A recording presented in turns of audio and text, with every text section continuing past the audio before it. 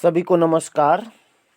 आज से हम कुछ यूपी टेट, सुपर टेट यानी यूपी टेट और सुपर टेट दोनों के लिए कुछ हिंदी की क्लास भी आपके लिए लाएंगे।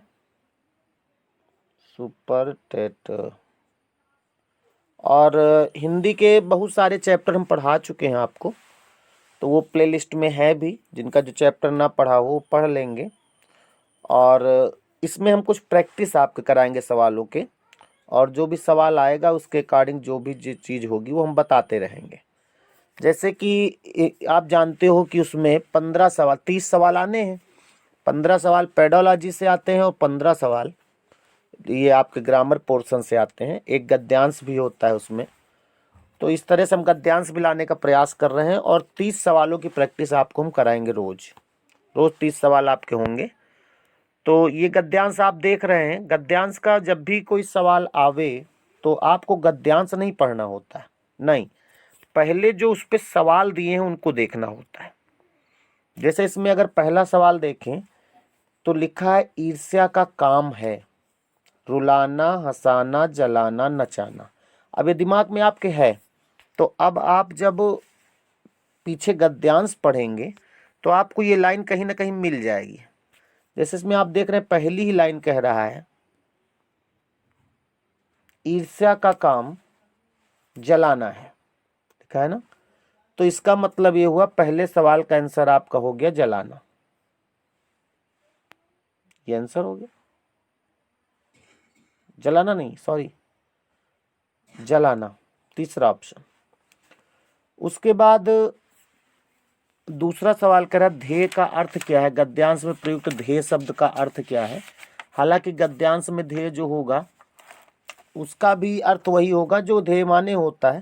तो ध्येय का माने अगर आप देखें तो यहाँ पर उद्देश्य यानी लक्ष्य होता है। फिर कह रहा गद्यांश भी ईर्ष्यालु व्यक्तियों की। अब ईर्ष्यालु व्यक्तियों की लाना है तो इसके लिए गद्यांश पढ़ना पड़ेगा आपको। कहीं पे लिखा होगा ईर्ष्या का काम है जलाना, मगर सबसे पहले वो उसी को जलाती है जो हृदय में उसका जन्म होता है। आप भी ऐसे बहुत से लोगों को जानते होंगे कि ईर्ष्या और द्वेष की साकार मूर्ति हैं, जो बराबर इस फिक्र में लगे रहते हैं कि कहाँ सुनने वाले मिलें और अपने दिल का गुबार निकालने का मौका मिले। श्रोता मिलते ही उनका ग्रामोफोन बजने लगता है और बड़ी होशियारी के साथ एक एक कांड को सुनते हैं। अब यहाँ सवाल कर रहा था गद्यांश में ईर्ष्यालु व्यक्ति को प्रशंसा की जाती है, खिल्ली उड़ाई जाती है, स्तुति की जाती है कि उपासना की जाती है। तो यहाँ पर श्रोता मिलते हैं उनका ग्रामोफोन बजने लगता है और वे बड़े होशियारी से एक एक कांड पर इस ढंग से सुनाते हैं मानो विश्व कल्याण को छोड़कर उनका कोई ध्येय नहीं हो। मगर जरा उनके अपने इतिहास को भी देखिए और समझने की कोशिश कीजिए कि जब से उन्होंने इस सुकर्म का आरंभ किया तब से वे अपने क्षेत्र में आगे बढ़े हैं और पीछे हटे हैं। ये भी अगर वे निंदा करने के में समय और शक्ति का अपव्यय नहीं करते तो आज भी उनका स्थान कहाँ होता। तो यहाँ पर ईर्ष्यालु व्यक्तियों की क्या होगा, इसमें खिल्ली उड़ाई जाती है, यानी दूसरा ऑप्शन होगा। चौथा अपव्यय का अर्थ क्या होता है। अपव्यय का अर्थ आप जानते हो फिजूल खर्च होता है, अपमाने खराब होता है, यानी फिजूल खर्च। उसके बाद फिर गद्यांश का उपयुक्त शीर्षक क्या होगा। तो इसमें गद्यांश का जो उपयुक्त शीर्षक होगा वो ईर्ष्या ही होगा। इससे देखो शीर्षक बनाने के लिए पहली लाइन और आखिरी लाइन पढ़ी जाती है। तो देखा जाए तो पहली लाइन में ही कह रहा है कि ईर्ष्या का काम जलाना है, तो इसमें पहला यानी ईर्ष्या ही होगा। इसका शीर्षक ईर्ष्या दे देंगे, काम सही है। अगला 6 नंबर सवाल अब अलग से है। 6 नंबर सवाल क्या कह रहा है कि अधिकार में उपसर्ग। तो अधिकार में उपसर्ग हमने आपको बताया है कि जब उपसर्ग वाला सवाल आए तो एक एक ऑप्शन हटा हटा के देखो। जैसे कर तो इसमें है ही नहीं तो ये तो होगा ही नहीं। कार हटाओगे तो पीछे से नहीं, उपसर्ग जो होता है शब्द के प्रारंभ में लगता है। उपसर्ग कहाँ लगता है, शब्द के प्रारंभ में लगता है। तो प्रारंभ से हटाओ। तो प्रारंभ से अगर अधि हटाएंगे तो कार बचेगा, कार का मतलब करने वाला, तो इसमें अधि उपसर्ग होगा। फिर है धार्मिक में प्रत्यय। इस सवाल को देखा जाए बहुत इंपॉर्टेंट शब्द आया है और बहुत इंपॉर्टेंट प्रत्यय भी है। देखिए पूरे प्रत्यय में कोई सवाल पूछे ना पूछे, इक प्रत्यय से सवाल जरूर होता है, क्योंकि इक प्रत्यय से जब किसी शब्द में लगता है तो उसके जो शब्द मेन होता है उसमें चेंज होता है। जैसे धर्म में अगर इक लगा तो धार्मिक, कर्म में लगा तो कार्मिक, मर्म में लगा तो मार्मिक, समाज में लगा सामाजिक, तो इस तरह शब्द होता है, तो इसमें इक प्रत्यय होगा, इक प्रत्यय। उसके बाद अगला सवाल देखें, 8 नंबर, आकर्षण, मुंद गया भाई, आकर्षण का विलोम, तो इसको याद रखिएगा, आकर्षण का विलोम सदैव विकर्षण होता है। जानने की इच्छा के लिए एक शब्द, जानने की इच्छा जिज्ञासा होता है। और हमने आपको एक प्लेलिस्ट में आप जाइएगा, एक हिंदी में वाक्यांश का एक भाग दिया है, वाक्यांश, वाक्यांश के लिए एक शब्द, उसमें हमने आपको 12 इच्छाएं लिखाई हैं। कितनी लिखाई हैं? 12 इच्छाएं लिखाई हैं। पूरी 12 इच्छाएं आप पढ़ लीजिए, कोई भी इच्छा छूटेगी नहीं। तो इसमें जानने की इच्छा क्या होगा? जिज्ञासा। अगला सवाल है, कथा का बहुवचन क्या होगा?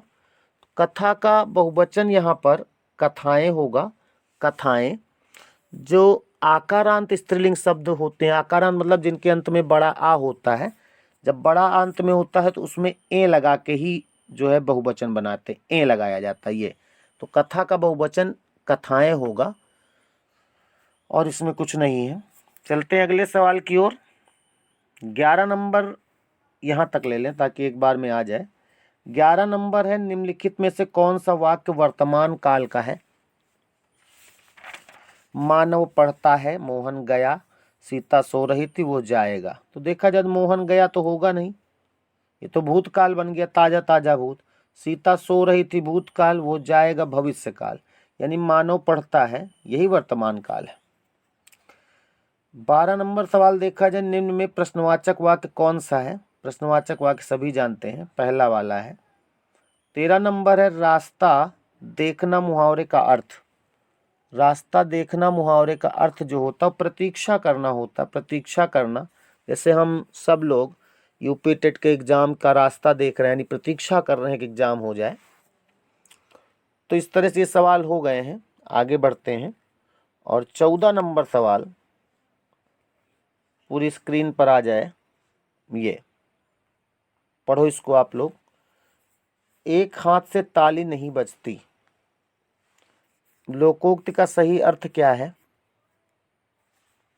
एक हाथ से ताली नहीं बजती, पहला है एक हाथ से ताली बजानी चाहिए, तो होगा नहीं। झगड़े के लिए एक पक्ष जिम्मेदार होता है, हो सकता है ये हो। झगड़े के लिए दोनों पक्ष जिम्मेदार होते हैं, झगड़े के लिए कोई जिम्मेदार नहीं होता, तो ये भी नहीं होगा। तो इसमें देखा जाए 14 नंबर में, तो इसका अर्थ होगा झगड़े के लिए दोनों पक्ष जिम्मेदार होते हैं, यानी एक हाथ से ताली नहीं बजती, झगड़े के लिए दोनों पक्ष जिम्मेदार होते हैं, यानी यही आंसर होगा। अगला सवाल दिख रहा है आपको 15 नंबर, निम्न में दंत वर्ण कौन सा है? तो दंत वर्ण आप जानते हो ता था दाधा होते हैं, लेकिन इसमें ता था दाधा नहीं, तो तीनों जो सा होते हैं, जैसे ये वाला सा, ये क्या कहलाता है? गलत बन गया भाई। ये वाला सा जो है पहला वाला, ये वाला, ये तालव्य होता है। कौन सा होता है? तालव्य। और ये जो ये वाला है, ये मूर्धन्य होता है, इसको मूर्धन्य सा बोलते हैं। और जो ये बना है, ये दंती सा होता है। तो इसमें आपका पहला ऑप्शन हो जाएगा। उसके बाद अगले सवाल में आते हैं, निम्न में अनुनासिक वर्ण कौन सा है? अनुनासिक आप जानते हो, कोई भी नासिक के व्यंजन होता है वो अनुनासिक होता है, इसमें माँ होगा अनुनासिक। तीसरा ऑप्शन। महेंद्र का संधि विच्छेद क्या लगाएंगे आप? करिए जरा, महेंद्र का संधि विच्छेद, महाधन इंद्र, कौन सी संधि होगी इसमें? इसमें होगी आपकी गुण संधि। और मान लिया किसी के संधि क्लियर नहीं है, तो फिर मैं आपसे अनुरोध करूंगा कि आप प्लेलिस्ट में जाओ, प्लेलिस्ट इसी चैनल पर है। और अगर आप हमारे चैनल पर पहली बार हैं तो उसको सब्सक्राइब भी कर दीजिए भाई, और बेल आइकन को दबा लीजिए, ताकि रोज़ जब हम सुबह वीडियो डालें तो आपको मिल जाए, है कि नहीं? तो अगर संधि आपका पढ़ा नहीं तो प्लेलिस्ट में जाइए, और वहाँ संधि के सभी भाग हैं, उनको आप पढ़ सकते हो। अभी संधि, हाँ, तो इसमें महेंद्र में 17 नंबर सवाल में क्या हो गया था भाई, बीच में थोड़ा सा व्यवधान हुआ, यानी इसमें पहला ऑप्शन होगा गुण संधि। उसके बाद 18 नंबर सवाल देखा जाए, राज दरबार में कौन सा समास है। अगर समास आपका पढ़ा है तो आप कर जरूर लेंगे, तो इसमें क्या टिक लगाएंगे भाई आप 18 नंबर में। अव्ययी भाव, तत्पुरुष, द्वंद्व, द्विगु। अव्ययी भाव तो होगा नहीं, अगर समास नहीं पढ़ा तो फिर समास भी हमने पढ़ाया प्लेलिस्ट में, वहाँ देखिएगा, वहाँ पर है पूरे आपके जितने भी भाग हैं उनको पढ़ लीजिए जाके, बहुत सरल भाषा में पढ़ाया गया। द्वंद्व भी नहीं होगा, द्विगु भी नहीं होगा, यानी हमारा आंसर क्या होगा, तत्पुरुष, और ये होगा राजा का दरबार, यानी का लगा है तो ये संबंध तत्पुरुष होगा। अगले सवाल के लिए ऊपर चलना पड़ेगा भाई। ये यथासंभव में कौन सा समास है, हो जाएगा, यथासंभव तो सभी का हो जाएगा, अव्ययी भाव होगा, होगा कि नहीं, यानी कि चौथा ऑप्शन। उसके बाद निम्न में से कौन शब्द विदेशी है, मयूर, मील, मध्य और वचन। इसमें विदेशी शब्द आपको बताना है। मील जो है विदेशी शब्द है, इसमें मील जो यहाँ पर लिखा है विदेशी शब्द है, दूरी का मात्रक होता है, ये हिंदी का नहीं है। 21 नंबर सवाल में आ जाएं। 21 नंबर सवाल,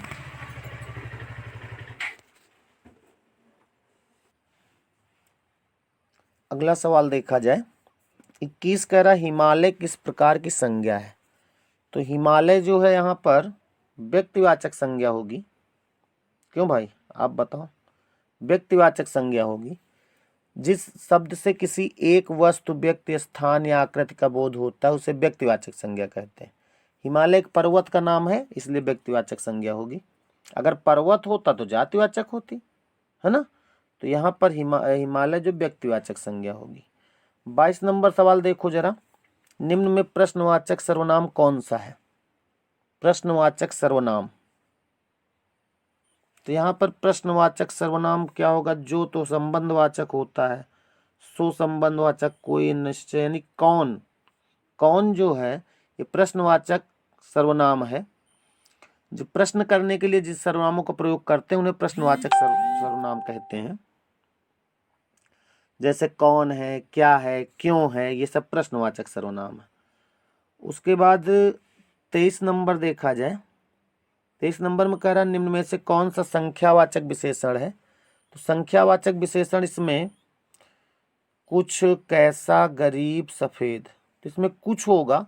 देखो जो संख्यावाचक विशेषण होता है उसके दो भेद होते हैं, एक होता है निश्चित संख्यावाचक, एक क्या होगा, निश्चित संख्यावाचक, और एक होगा अनिश्चित संख्यावाचक।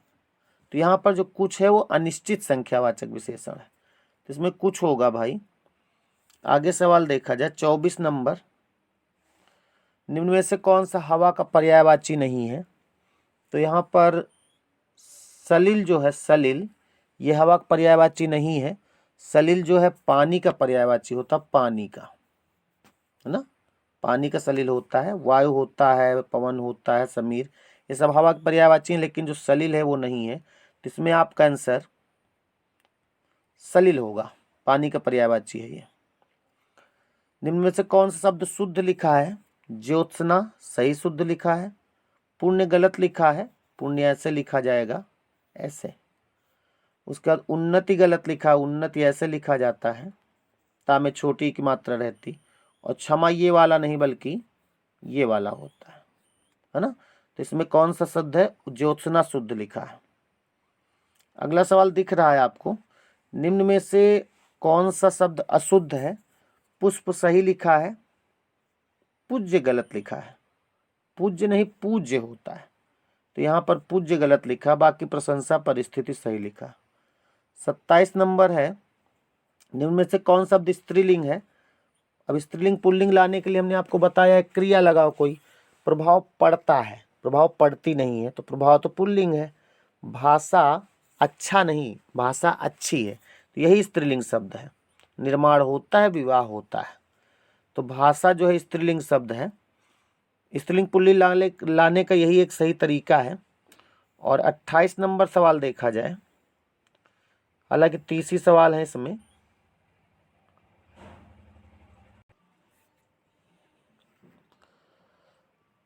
हो गए सभी सवाल भाई। उसके बाद ये आदेश का अंग्रेजी वाले सवाल जो हैं, अंग्रेजी तो हमको आती नहीं भाई। इसका आर्डर फिलहाल होता है, टीचिंग का हिंदी अनुवाद शिक्षण होगा। तो इस तरह से ये 30 सवाल हमने करवा दिए हैं और इसी तरह आपको रोज़ एक वीडियो मिलता रहेगा। अब बस केवल आप प्रैक्टिस करते रहें। और मैं बार बार कह रहा हूँ कि अगर कोई चैप्टर आपका पढ़ा नहीं है तो उसको आप प्लेलिस्ट में जा कर के पढ़ लें, और जैसा आपको लगे या कोई सुझाव है तो आप हमें कमेंट करके बताइए। नमस्कार।